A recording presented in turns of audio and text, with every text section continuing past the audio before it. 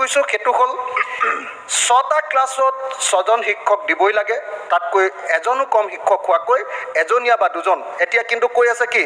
আমাৰ যিমান 30:1 এই অনুপাতত আছে, কিন্তু এখন স্কুলত যদি 60জন ল'ৰা আছে 2জন শিক্ষক দিলে 6টা ক্লাছ কেনেকৈ চলাব? গতিকে 6টা ক্লাছৰ কাৰণে 6জন শিক্ষক আৰু এজন প্ৰধান শিক্ষক এইটো দিলেহে ভাল এখন স্কুল হ'ব। কথাটো বুজি আৰু হলৰ ভিতৰতে গোটেই একেলগতে 6টা ক্লাছ পঢ়াই থাকিলে সেইখন আৰু কোনো পধ্যে ভাল শিক্ষা নহয়। এই মিনিমাম কামকেইটা কৰিবৰ কাৰণে অসমৰ শিক্ষামন্ত্ৰী মহোদয় আৰু বিশেষভাৱে অসমৰ আমাৰ দীৰ্ঘকালৰ শিক্ষামন্ত্ৰী আৰু বৰ্তমানৰ মুখ্যমন্ত্ৰী মহোদয়ক এই ব্যৱস্থাখিনি গ্ৰহণ কৰিবৰ কাৰণে মই যিহেতু বিৰোধী পক্ষৰ বিধায়ক, এইখন হয়তো মোৰ জৰিয়তে কেতিয়াও গ্ৰহণ কৰাটো সম্ভৱ নহয়, তেখেতসকলে কেতিয়াও আমাক ভোট নিদিব। সেইকাৰণে এই বিলখনকে বা অন্য ভাষাতে হ'লেও ইয়ালৈতে এই বিলখন উত্থাপন কৰি আমাৰ চৰকাৰী পক্ষই এই বিলখনৰ ওপৰত আলোচনাৰ ব্যৱস্থা কৰি এই বিলখন পাছ কৰি আমাৰ শিক্ষা ব্যৱস্থাটোৰ আন্তঃগাঁথনি তৈয়াৰ কৰি গুণগত শিক্ষাৰ মান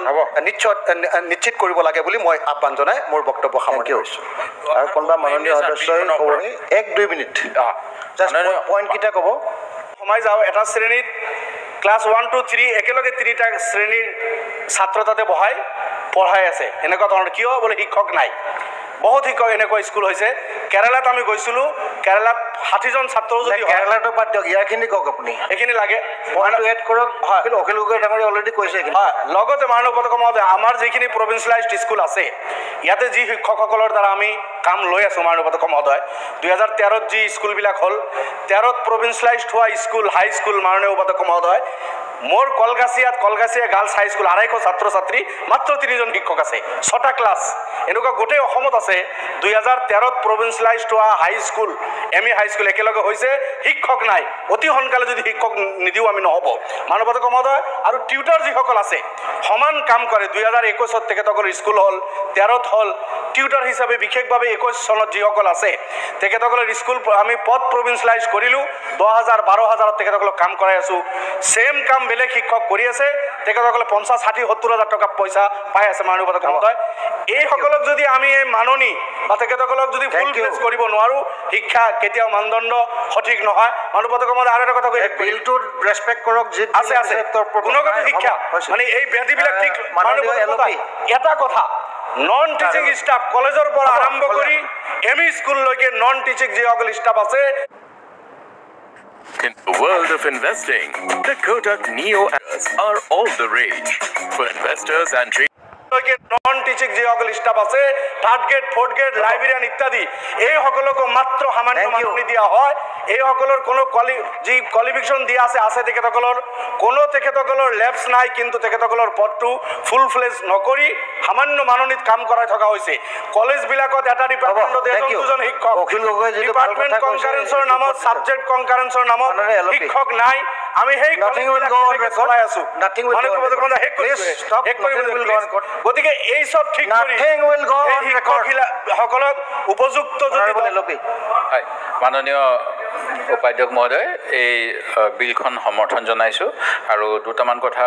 কৈ দিব বিচাৰিছোঁ। এটা, মাতৃভাষাৰ কথা প্ৰয়োজনীয়তাৰ কথা কোৱা হয়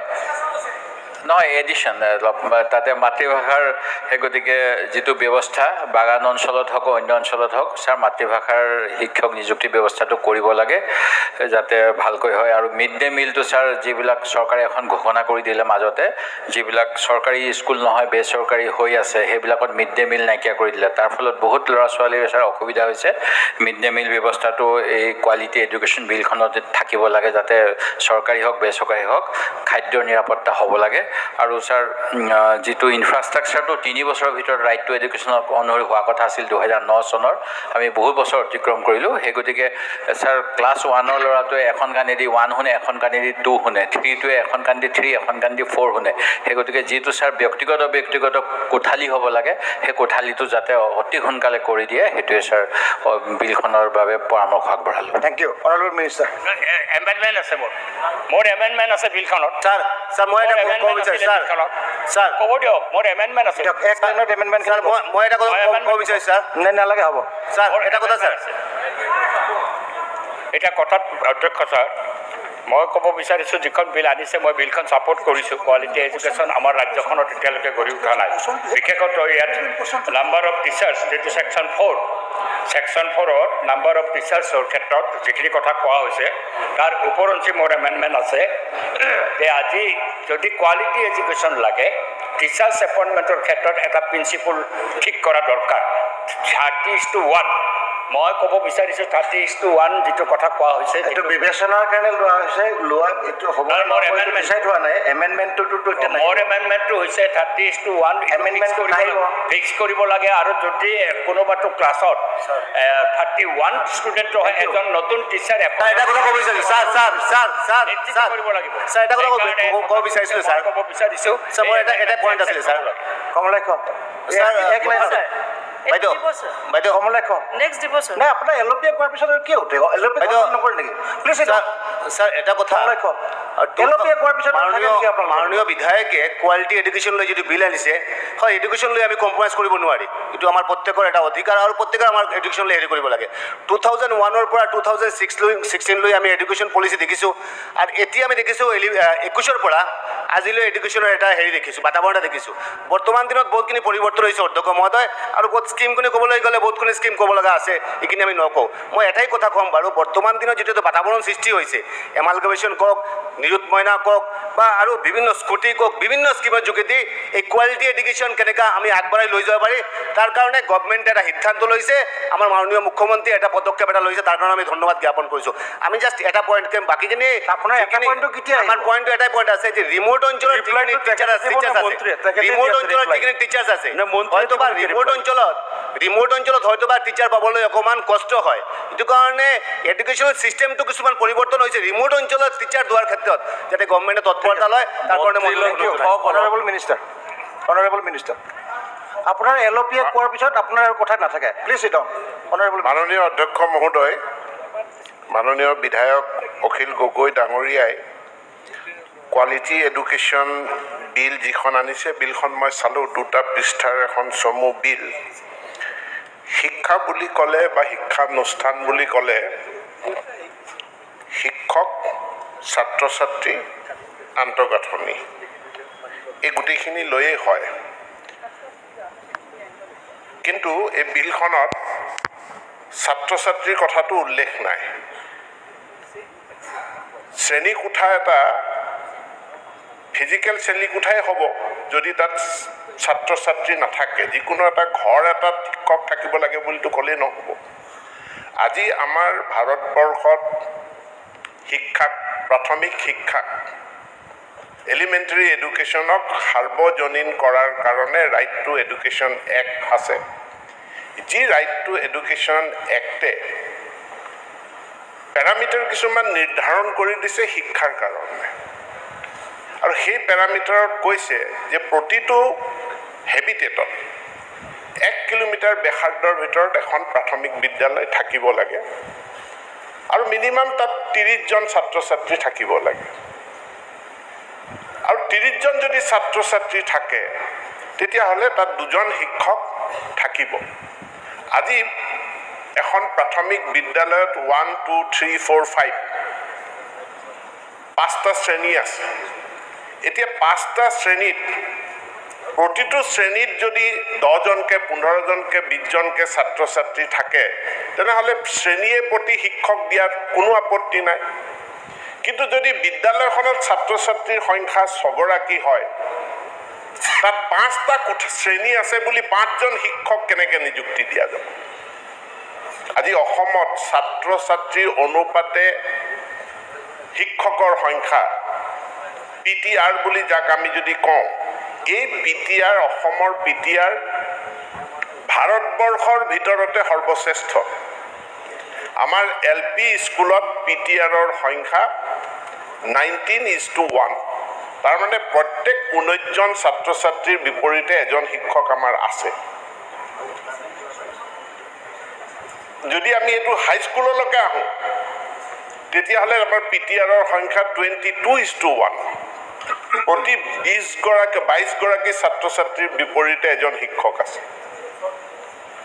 যদি আমি হায়াৰ ছেকেণ্ডেৰীলৈ যাওঁ তাতো 26 গৰাকী ছাত্ৰ ছাত্ৰীৰ বিপৰীতে এজন শিক্ষক আছে। ইয়াৰ পাছতো আমাৰ কিছু সংখ্যক বিদ্যালয়ত ছাত্ৰ ছাত্ৰীৰ অনুপাতে শিক্ষকৰ সংখ্যাটো কম। তাৰ কাৰণটো কি? কাৰণটো এইটোৱেই যে আমাৰ যিবিলাক দূৰৱৰ্তী বিদ্যালয় আছে, দুৰ্গম অঞ্চলত থকা বিদ্যালয় আছে, চৰ চাপৰি অঞ্চল, বাগান অঞ্চল, পাহাৰীয়া অঞ্চল, জনজাতীয় অঞ্চল, তালৈ শিক্ষকসকল যাব নিবিচাৰে আৰু শিক্ষকসকল তালৈ যিসকল গ'ল এটা সময়ত তেওঁলোকে বিভিন্ন ধৰণৰ ৰাজনৈতিক ক্ষমতা খটুৱাই হওক বা অন্য ধৰণে হওক তাৰ পৰা বদলি হৈ তেওঁলোক ওলাই আহে। এতিয়া আমাৰ চৰকাৰখনে নিৰন্তৰভাৱে আমি এটা প্ৰচেষ্টা চলাইছোঁ, যিটো প্ৰচেষ্টাত মাননীয় মুখ্যমন্ত্ৰী শিক্ষামন্ত্ৰী হৈ থাকোঁতে এখন আইন আনিলে 2017 চনত, যে শিক্ষকৰ বদলীকৰণ আইন, যাতে শিক্ষকসকল দুৰ্গম অঞ্চলত আছোঁ বুলি তেওঁলোকে বদলি হৈ আহিব নোৱাৰে এখন জিলাৰ পৰা আন এখন জিলালৈ। গোটেই বদলিৰ কাৰবাৰটো যাতে এটা নিয়ন্ত্ৰণৰ মাজত হয়। আৰু শিক্ষকৰ যেতিয়া চাকৰিটো হয়, শিক্ষকৰ চাকৰিটো জিলা ভিত্তিক, এইটো এটা ডিষ্ট্ৰিক্ট কেডাৰ। অসম পুলিচৰ চাকৰি ৰাজ্যখনৰ কাৰণে, গতিকে হাইলাকান্দিৰ পৰা ধুবুৰীলৈ ট্ৰেন্সফাৰ হ'ব পাৰে। বা আমাৰ এতিয়া গ্ৰেড 3, গ্ৰেড 4 যিবিলাক ষ্টেট কেডাৰ, তিনিচুকীয়া জিলাৰ পৰা তেওঁলোকৰ বদলি বৰপেটা জিলালৈ হ'ব পাৰে। কিন্তু শিক্ষকৰ চাকৰিটো এইটো ডিষ্ট্ৰিক্ট কেডাৰ হয়, গতিকে তেওঁ ডিষ্ট্ৰিক্টৰ পৰা বদলি হৈ যাব নোৱাৰে। আৰু শিক্ষকজনেও চাকৰিটোৰ প্ৰাপ্তিৰ সময়ত তেওঁ যেতিয়া ডিষ্ট্ৰিক্ট চইচ দিব লাগে, ডিষ্ট্ৰিক্ট চইচ প্ৰাৰ্থীজনে নিজে কৰে আৰু সেইমতে তেওঁ চাকৰিত নিযুক্তি পায়, ধুবুৰীত নিযুক্তি পায়, গোৱালপাৰাত নিযুক্তি পায়, 2 মাহৰ পাছত বদলি হৈ বেলেগলৈ সুবিধাজনক ঠাইলৈ গুচি আহে। তাৰ কাৰণে দূৰৱৰ্তী অঞ্চলবিলাকত শিক্ষকৰ নাটনি হৈছে। সেইকাৰণে মাননীয় মুখ্যমন্ত্ৰী শিক্ষামন্ত্ৰী হৈ থাকোঁতে এই বিলখন আনিলে যে 10 বছৰ যেতিয়ালৈকে সম্পূৰ্ণ নহ'ব শিক্ষক এজনে বদলীকৰণ নাপায়। দিব্যাংগ ব্যক্তিৰ ক্ষেত্ৰত 2 বছৰ সম্পূৰ্ণ নহ'লে তেওঁৰ ট্ৰেন্সফাৰ নহয়। কিন্তু আমি অমানৱীয় হ'ব নোৱাৰোঁ। কেতিয়াবা খুব জটিল ৰোগ হয়, কাৰোবাৰ কেঞ্চাৰ হয়, শিশুৰ অটিজম স্পেক্ট্ৰাম ডিজিজ হয়, তেনে ক্ষেত্ৰত বিশেষ বদলিৰ ব্যৱস্থা হ'ল। আৰু এতিয়া আমি সেইখন আইনৰ অধীনত আমি শিক্ষকসকলৰ বদলীকৰণ কৰিছোঁ। মই আজি পবিত্ৰ সদনক মই জনাবলৈ পাই সুখী হৈছোঁ, 20,000 শিক্ষকৰ বদলীকৰণ আইনসন্মতভাৱে, বিধিসন্মতভাৱে এই শিক্ষক বদলীকৰণ যিখন আইন, এই আইনৰ অধীনত বদলীকৰণ হৈছে। ইয়াৰ পাছত আমি 2খন আঁচনি অতি গুৰুত্বপূৰ্ণ, এখন হ'ল শিক্ষা ক্ষেত্ৰ আঁচনি, আনখন হ'ল আমাৰ ৰেচনেলাইজেশ্যনৰ যিটো প্ৰচেছ। শিক্ষা ক্ষেত্ৰ আঁচনিত আজি অখিল গগৈ ডাঙৰীয়াই যিটো কৈছে যে শ্ৰেণী কোঠা অনুযায়ী শিক্ষক নাই, কিন্তু এই কথাটো তাৰ লগত ক'ব লাগিব যে বিদ্যালয় অনুযায়ী ছাত্ৰ ছাত্ৰীও তাত নাই।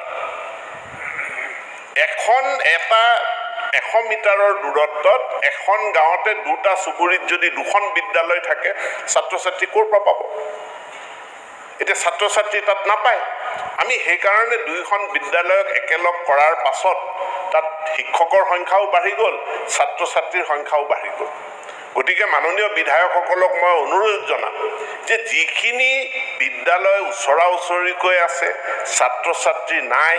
শিক্ষা ক্ষেত্ৰ আঁচনিখন পঢ়ি লৈ সেই শিক্ষা ক্ষেত্ৰ আঁচনিৰ অধীনত এই এমালগেমেশ্যনটোক সমৰ্থন জনাব লাগে। এমালগেমেশ্যনৰ অৰ্ডাৰ ওলোৱাৰ লগে লগে মানুহে কয় যে আমাৰ ইয়াত লগত আমাৰ ঐতিহ্য জড়িত হৈ আছে, আৱেগ জড়িত হৈ আছে। বহুতে কয় যে আমাৰ গাঁৱৰ একমাত্ৰ চৰকাৰী অনুষ্ঠান, ইয়াক এইখন বন্ধ নকৰিব। আমাৰতো বন্ধ কৰাৰ কোনো অভিপ্ৰায় নাই, কিন্তু ছাত্ৰ ছাত্ৰী নাই, এতেকে ছাত্ৰ ছাত্ৰী তাত যাতে হয়, sustainable number of students. Akhil Gogoi ডাঙৰীয়াই বিলখনত আনিছে যে বিষয় অনুপাতে ছাত্ৰ ছাত্ৰী হ'ব লাগে। আমাৰ যি প্ৰভিন্সিয়েলাইজেশ্যন এক্ট আছে 2017-18ত এমেণ্ডমেণ্ট হ'ল, সেই আইনখনতে স্পষ্টভাৱে উল্লেখ আছে যে এটা বিষয় মিনিমাম শ্ৰেণীটোত যদি 10 গৰাকী ছাত্ৰ ছাত্ৰী থাকে, চৰকাৰে তাত শিক্ষক দিবলৈ বাধ্য, শিক্ষক দিয়া হ'ব। যদি ছাত্ৰ ছাত্ৰী নাথাকে, বিষয় অনুপাতে আমি শিক্ষক কেনেকৈ দিম? প্ৰায় 84 ছাবজেক্টছ আছে ইলেক্টিভ ইলেক্টিভ ছাবজেক্ট 84টা ইলেক্টিভ ছাবজেক্ট আছে তাৰমানে যদি বিষয় প্ৰতিটো বিষয়ত শিক্ষক দিব লাগে বুলি ক'লে আৰু ছাত্ৰ ছাত্ৰীৰ কথা উল্লেখ নকৰিলে ইলেক্টিভ ছাবজেক্টৰ কাৰণে প্ৰতিখন হাইস্কুলত 84 গৰাকী শিক্ষক দিব লাগিব এতেকে বিষয় ভিত্তিক বিষয় হিচাপে শিক্ষক দিয়াৰ লগে লগে তাৰ লগত এই কথাটো আমি ক'ব লাগিব যে ইয়াত ছাত্ৰ ছাত্ৰীও সেইমতে থাকিব লাগিব ছাত্ৰ ছাত্ৰীয়ে যদি নাথাকে আমি শিক্ষক দি পেলাই আমি কি কৰিম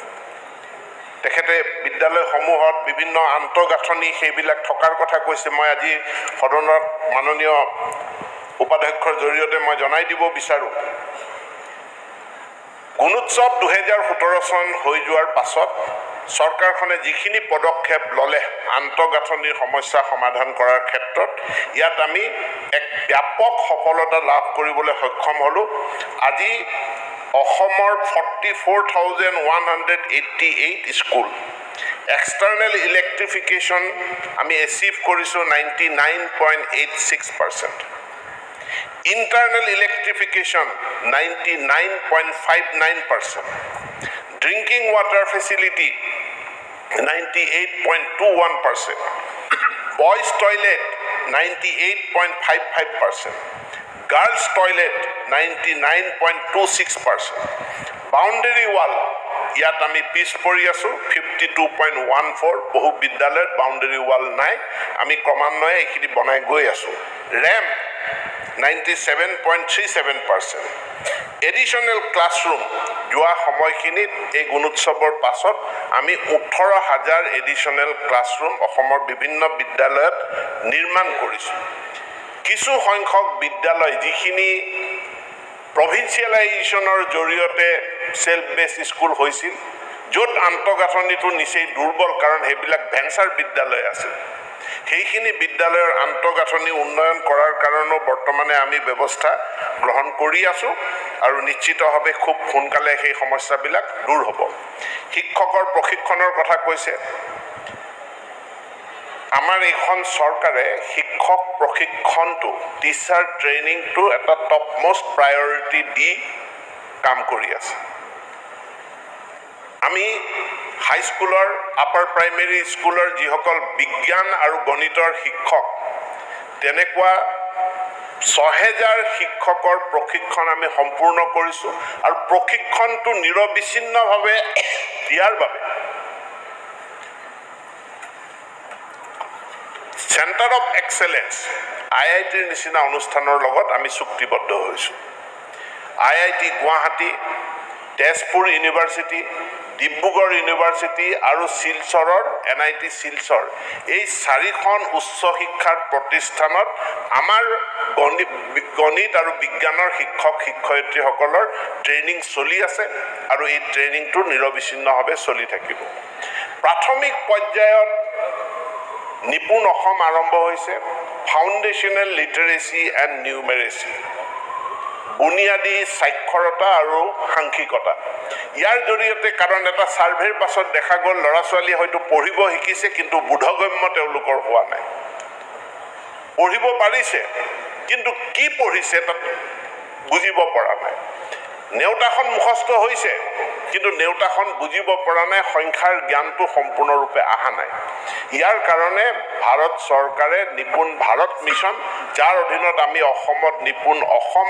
মিছন আৰম্ভ কৰিছো আৰু এই মিছনৰ মূল লক্ষ্যটো হ'ল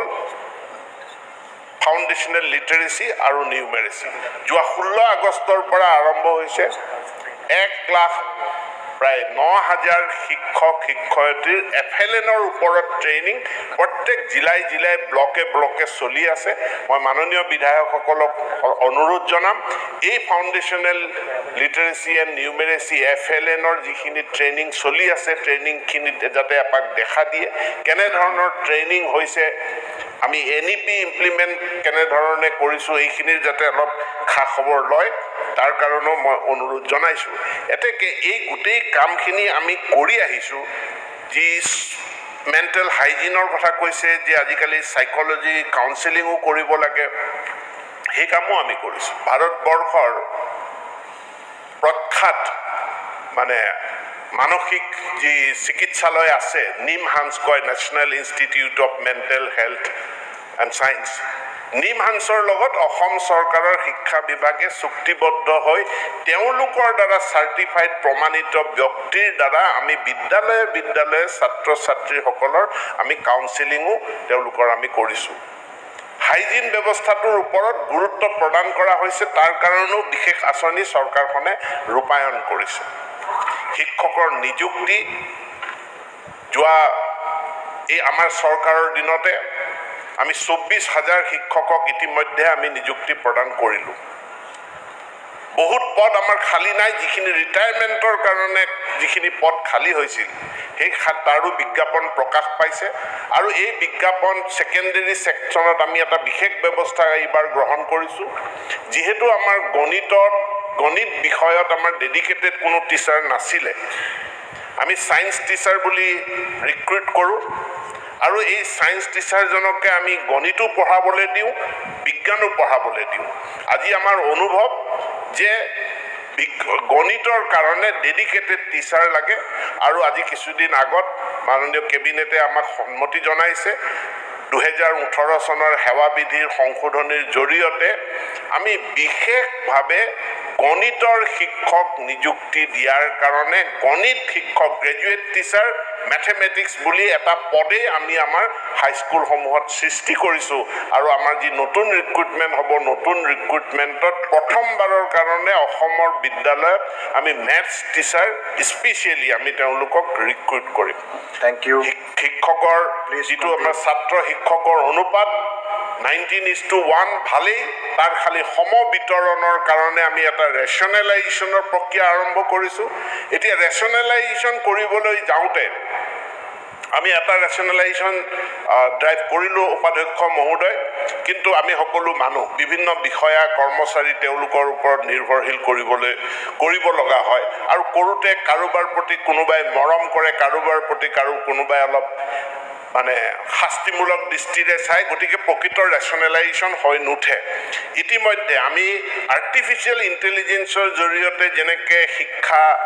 আমি হেতু কৰিলোঁ আৰু শিক্ষা হেতুত ছাত্ৰ শিক্ষকৰ উপস্থিতি লৈছোঁ এইবাৰ ৰেচনেলাইজেশ্যনৰ কাৰণেও আমি আৰ্টিফিচিয়েল ইণ্টেলিজেন্স আমি ইউজ কৰাৰ কাৰণে আমাৰ ছফ্টৱেৰ সম্পূৰ্ণ হৈ গ'ল এতিয়া ছফ্টৱেৰ কম্পিউটাৰে